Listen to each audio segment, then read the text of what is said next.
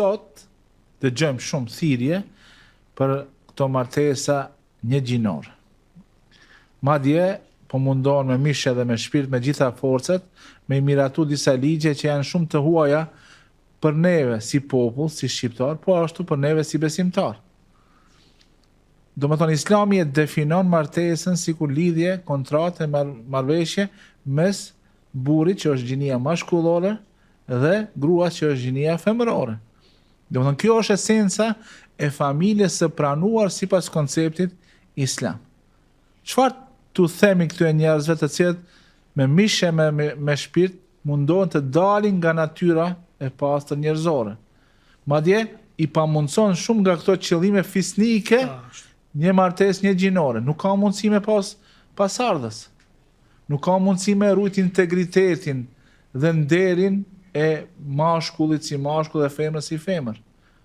Prandaj, a mendoni se kjo është një problematikë rreth së cilës duhet hoxhallat të flasin, jo vetëm hoxhallat, por të gjithë njerëzit, kokat e një popullit, duhet që ta shfrytëzojnë këtë dukuri negative që ta ngrisin lart zërin e kritikës edhe refuzimit, sepse nëse e lejojmë një gjë të tillë, vetëm se e kemi marrë ullën e shturjes dhe prishjes së çdo baraspeshje dhe çdo balansi që ekziston në një shoqëri.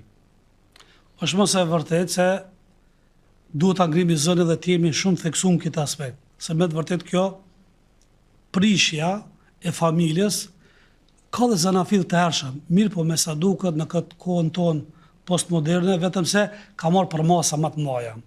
Këtu dërshesh edhe njeriu ka ëndra, ka pasione, ka ego, të shumë të apetite, nëse le të lirë, nuk ka dyshim se çon në devijim dhe lathitje. Andaj njeriu nuk ka dhe atë lirin absolute, çdo sent hipët, çka e qarkullon në mendje dhe mendjen e tij. Po ja duhet dalet çast me veten e vet. A thua vallë, si mund të ndodhe kjo një gjë e tillë? Islami ka parabas sikur që e paraprinë me ata fjalë se martesa familjet një prej synime është edhe pasardhësit. Kjo nuk mund të realizohet vetëm nëpërmes mashkullit dhe femrës. Por ndryshe jo. Masa në edukimi atij fëmiu që do të adoptojnë, se këtë dojnë të lejnë, që të lejnë adoptimin e fëmijëve nga martesat njëgjinore.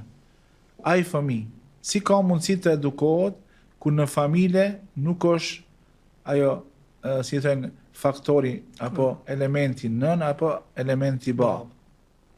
Kjo është me të vërtet një gjë absurde, po. Shumë bukur e thatë, absurde. Po, shikoj e tash.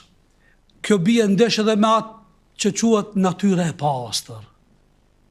Njerëzit nuk e imagjinon mendja e tij se edhe pse ne mund të them, çdo kush ka ëndra dhe ka pasione me gjinin e kundërt, mirë po në mënyrën jashtë asaj legjitime. Mirë po e pet disi është e kapshëm. Mirë po, me gjinin e njëjtë. Andaj dëgjojmë njeriu ku jeton në një ambient të pastër, me natyrë të pastër, nuk ka shansa fare ta pranojë një gjë të tillë. Kjo më shumë e thekson kur transmetohet një dietar nga dietar të hershëm, i cili thotë kur e kanë parashtruar, kanë thënë se me të vërtetë Allah i madhruar e ka ndëshku një popull të cilët kanë bërë një krim të këtill, që i ka të kaluar pothuajse këtë kufit dhe këtë kornizat njerëzore, ka thënë me të vërtetë, unë asë do kisha pranu, po mos ta kishe lexuar librin e Allahut, se Allahu i paska dënyu popullin e Lutit duke shkuar, se kjo mendja e njeriu nuk anon me gjinin e njëjtë. Po vetëm se që ka regjistruar në librin e Zotit e pranoi, se përndryshe natyra e pastër dhe shëndosh nuk e pranon.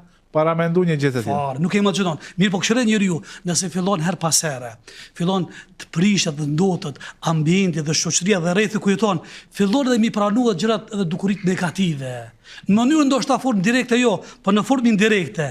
Pastaj me kohë derisa bëhet avaz i vjetër dhe bëhet diçka standard thaj.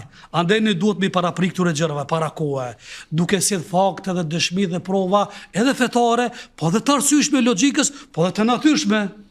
Pasi me çfarë ëndje njeriu ka shansa ke oreks dhe apetit me gjinin e një të afrohet edhe të krijojë dhe fëmijë.